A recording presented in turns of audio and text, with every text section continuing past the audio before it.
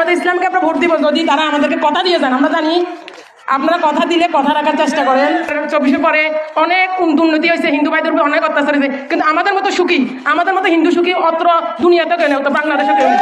আমাদের মুসলমান ভাইরা আমাদের মেয়েদেরকে আমাদেরকে অনেক ভালোবাসে। গ্রামবাসীর পক্ষ থেকে শুভেচ্ছা।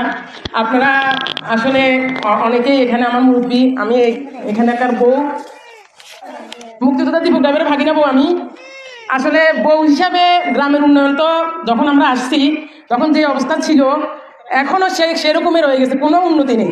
আমার বিয়ে আজকে 18 বছর ধরে আমি যেরকম দেখছি, আমার মেয়ের বয়স এখন 15 বছর, একই রকম রয়ে গেছে, কোনো উন্নতি নেই। এর মধ্যে অনেকে আসছে, অনেকে গেছে। আমাদের এরকম আমরা বলছি আমাদের রাস্তা ঠিক করে দেন, আমাদের স্কুল ঠিক করে দেন, আমাদের এই ঠিক করে দেন, ওই ঠিক করে দেন।